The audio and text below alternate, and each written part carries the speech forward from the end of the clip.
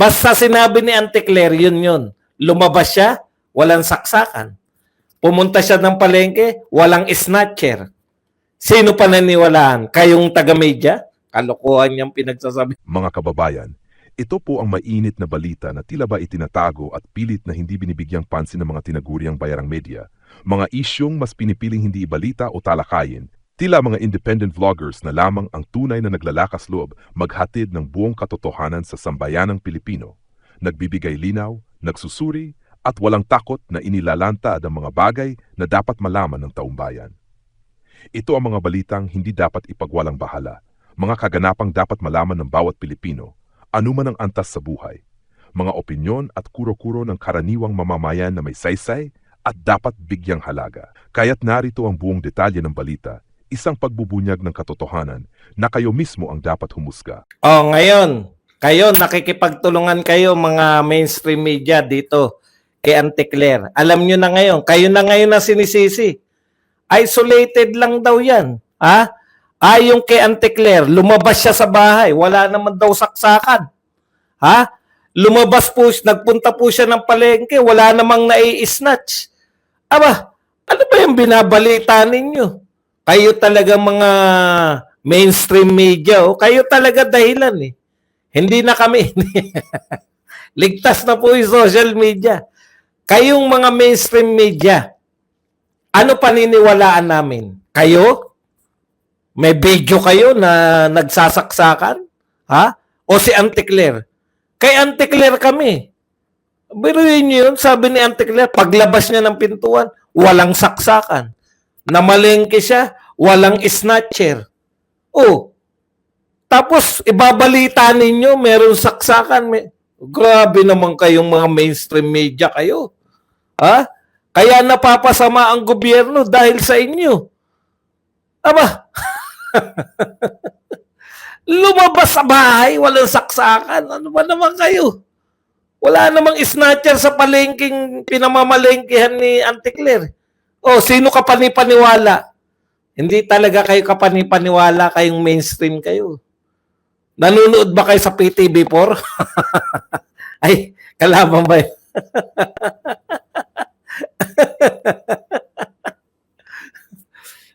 Alam nyo na ngayon, ha? Alam nyo na ngayon, yan po ang tumutulong para mapabango. Yan po si Auntie. Ang linaw po, ha? Malinaw po ang sinasabi ni Auntie Claire. Lumabas siya sa bahay. Naalala ko niya si meron pong DepEd secretary nun, nagngangalang Nilo Rosas. Tinatanong siya kasi uulan na eh. Ay may bagyo daw eh. Tinatanong kung may pasok ba. Lumabas ako. At tinignan ko ang kalangitan. Maaliwalas ang kalangitan. Putya, maaliwalas daw ang kalangitan. May pasok tayo, biglang umulan ng malakas. Kayo po, tandaan nyo ang sinasabi ni Auntie Claire. Yun po ang katotohanan. Basta sinabi ni Auntie Claire, yun. Lumabas siya, walang saksakan. Pumunta siya ng palengke, walang snatcher. Sino pa naniwalaan? Kayong taga-media? Kalokohan niyang pinagsasabi. Sa South Korea, balitang-balita po ngayon. Alam niyo po, kung hindi pa po lumaganap sa South Korea ang balita, hindi po binabalita ng mainstream media. Maawa naman kayo sa tunay na balita. May napatay po na turistang Koreano rito. Nabalitaan lang natin dahil kalat na po sa South Korea yung balita na yan. Kahit na ano pong pagtatago ninyo, lalabas at lalabas po yung balita na yan. Sa bagay, kung ang susundin nyo si Auntie Claire, na pumasok siya, para, eto ang dagat. Wow, dagat. Ganun dilawan na dilawan talaga eh. Okay, punta na po tayo sa mga tunay na balita. Sila kanila po, kinontempt na po ni Chis Escudero. Dahil hindi po maipaliwanag kung bakit hindi siya dapat i-contempt. Alam mo, Chis Escudero, no? Gusto mo lang maging maging star ng Noche Buena eh. Alam mo yung ginagawa ni Chis Escudero, i-delay muna para yung galit, 'di ba? Ang totoo, kaya kinontempt yan, nagsisinungaling. Kinontempt ni Amy Marcos. Hinarang mo. Bakit mo hinarang? O, kita nyo ngayon, bakit niya kinontempt? Napatunayan niya yung sinasabi na nagsisinungaling. Hindi maipaliwanag yung sagot eh. Alam mo, mali. Yan po ang pinakamali mong ginagawa, Chis Escudero. Yung masyado kang, an tawag doon? Dapat sinusuportahan mo, mali man o tama, yung mga ginawa ng tauhan mo, doon ka pa rin as a leader, no? Lagi ang pagkampi mo sa yung nasasakupan, sa yung pinamumunuan. Ganun po yung leader. No? Kita mo si Tatay Digong ngayon. Nakakulong siya ngayon dahil siya yung leader niyan eh. Ikaw ang leader ng Senado na kami lahat nanonood. Oh, ngayon, para saan yan? Bakit mo siya kinontempt? Bakit kinontempt ni Chis Escudero sila Kanilaw? Simple lang. Para po siya yung maging star ng Noche Buena. O, di ba? Ngayon, ano po lumalabas ngayon? Wala na pong Amy Marcos na nag-contempt. Ang nakalagay na po, Ambassador Lacanilaw in Senate custody. Oh, ngayon, ang nakalagay na po sa balita, siya na po ang bida. Wala na pong Amy Marcos na sinasabi. In a statement, Escudero's office said the copy of order was sent. Yan. Special Envoy Marcos Lacanilaw is now on the custody of the Senate. This is in pursuant to an order issued by Senate President Chis Escudero on Monday. So siya na po ngayon na nag-order. Hindi na po si Amy Marcos. Alam niyo yun? Gusto niya siya yung bida eh. Gusto niya siya yung nagsabi na kinukontempt kita. Samantalang narinig ng buong Pilipinas na ang nagpakontempt kay Lacanilaw si Amy Marcos. Yung mga ganyang bagay, ikukontempt mo rin naman pala, pinahaba mo pa. Siguro tinatantya ni Chis Escudero kung ang mga tao ba ay magagalit sa kanya o hindi. Kung ito bang sila Kanilaw ay pwedeng i-contempt, baka nagpaalam pa sa amo. Mahirap talaga yung nangangamuhan, no, Chis, no? Ang linaw naman po. Hindi ka ba nanood ng hearing? Kami nga nanood eh. Ikaw hindi ka nanood, hindi mo nakita na nagsisinungaling si Lacanilaw? O ngayon, ano po dahilan niya? Bakit niya kinontempt? Hindi maipaliwanag ng maayos ni Lacanilaw kung bakit hindi siya dapat i-contempt. Sa madaling salita, inaayunan niya yung original na dahilan ng pagkakakontempt ni Lacanilaw. Oh. Yun lang po yun. Gusto niya maging star. Gusto niya lumabas sa mga balita na siya yung nag-order. Siya po yung nag-order. Chis Escudero ang nag-order para makulong ng 2 araw. Biruin mo, 2 araw lang. Yung tao na yan, ang pinuno ng pagdadala. Siya po yung naatasan. Yan tao na yan. Siya yung naatasan na mag-escort kay Tatay Digong at pumirma sa mga ICC document para patunayan na si Tatay Digong ay dumaan sa tamang proseso. Yun lang, 2 days lang. 2 days lang yung makukulong siya. Tapos si Tatay Digong, kulong na ngayon, 1 buwan na mahigit, 40 days na nakakulong si Tatay Digong. Sa bagay, balang araw, no? Meron pong pagtutuos.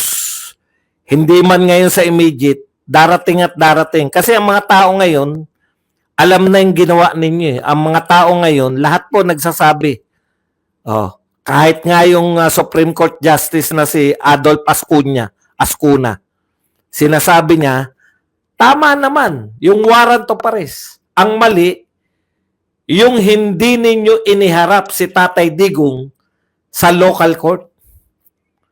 Tama yung warrant of arrest, pero ang mali, yung pagsusurrender ninyo kay Tatay Digong, diretso sa ICC. O, yan din po yung pinagtataka ni Kaufman. Hindi, sabi ni Kaufman, hindi na nakatiis. Hindi ba may presidente kayo? Bakit pinatapon dito? Dapat kay Duterte, may Filipino court, nililitis si Tatay Digong ng Filipino judge. Wala pong dahilan para dun talaga eh. Yan po ang sinabi ng kanyang abogado. Wala silang nakikitang dahilan para litisin si Tatay Digong sa ICC, samantalang may local court tayo, may presidente tayo. Bakit takanta siya eh? Bakit yung presidente natin pinamigay yung dating presidente para litisin sa ibang bansa? Pag-amin yan na talagang inutil tong mga namumuno sa atin.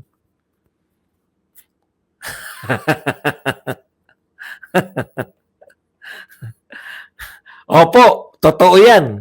Speaking of monitor, meron na naman po sinampahan. Grabe, no?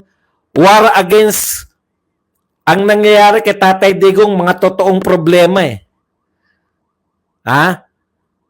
Sa totoo lang po, nung presidente si Tatay Digong, kaya siya minahal ng tao, mga totoong problema yung nilulutas niya. War on drugs, totoong problema. NTF-ELCAC, National Task Force to End Local Communist Insurgency. Totoo po yun. 50 years na problema ng Pilipinas yan. Gustong lutasin ni Tatay Digong. Mga totoong problema ang nilulutas. O dito po, NBI, muling nagsampa ng kaso. Sinampahan po ng reklamo ang 4 na namang vlogger. Diyos ko. Kahit po, no? Tapos, ibabalita na po yan lahat. Ayan na, sinasampahan na kayo ng kaso. Alam niyo po, una, wala pa tayong batas against fake news. Ano po yung kakaso niyo ron? Kung fake news yung batayan nyo ng ikinakaso nyo. Bakit po nakatutok kayo sa vlogger? Yun yung pinoproblema namin eh. Dahil vlogger ako.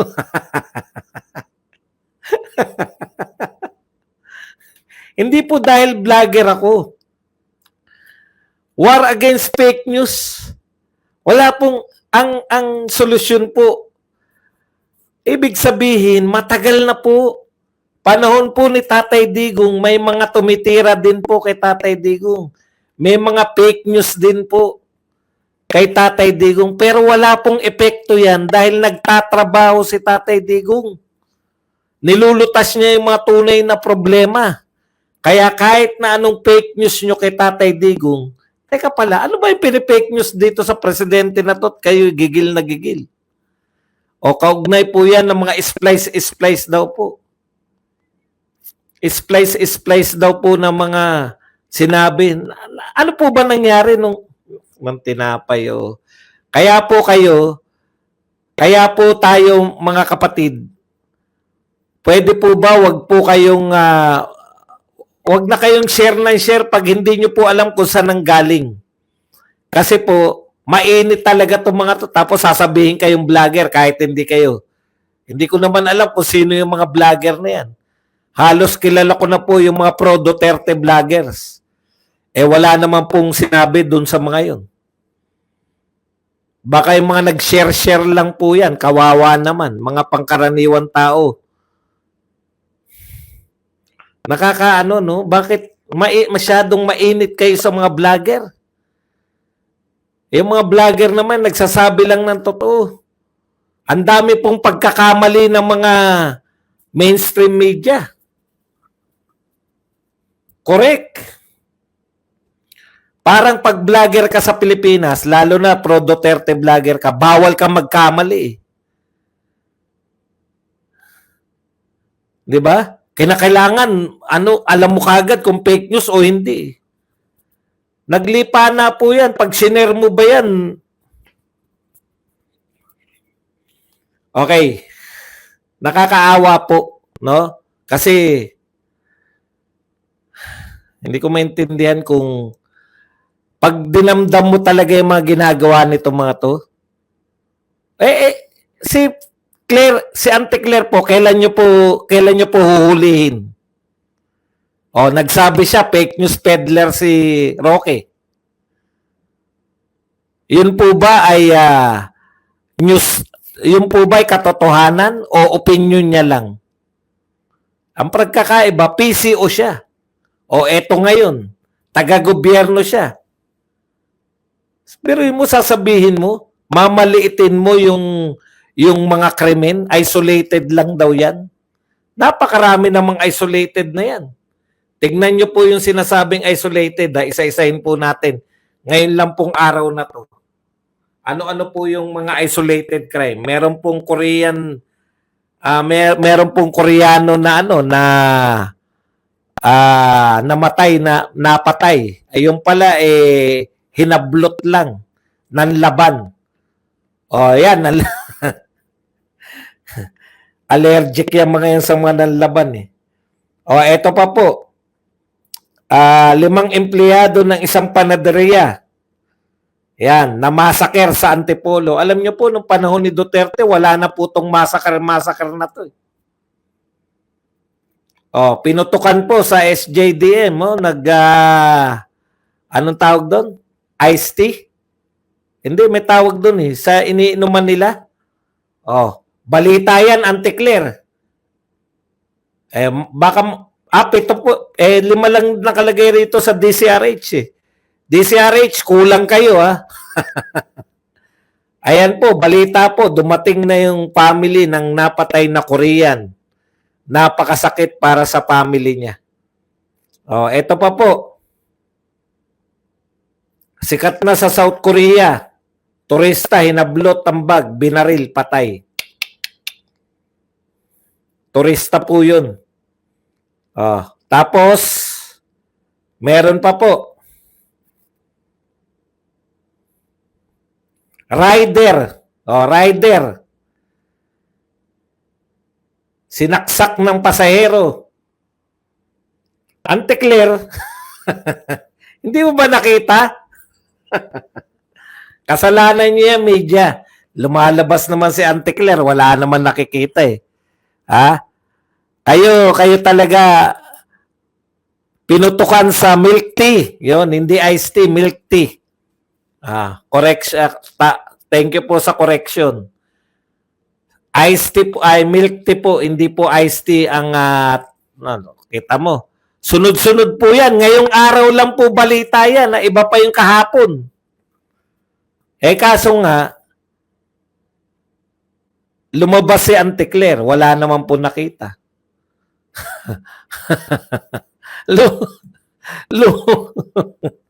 Namalengke, wala rin nakita. Ano ba naman kayo? Bakit nyo binabalita yan? O ngayon, ang masakit po nito, hindi po masakit eh, dahil kung uma-action naman kayo, may nahuli naman yata, di ba? Pero ang pinakamasakit po nito, makikita mo po yung NBI. Ito po yung NBI, proud na proud pa sila. Oh. Ayan, kinasuhan yung 4 na vlogger. NBI filed complaints against former vloggers for spreading a spliced video that distorted Director Jaime Santiago's remarks about OFW. Itama nyo lang po. Sabihin nyo lang sa kanila na splice yung video. Ito po yung tunay. Diyos ko naman.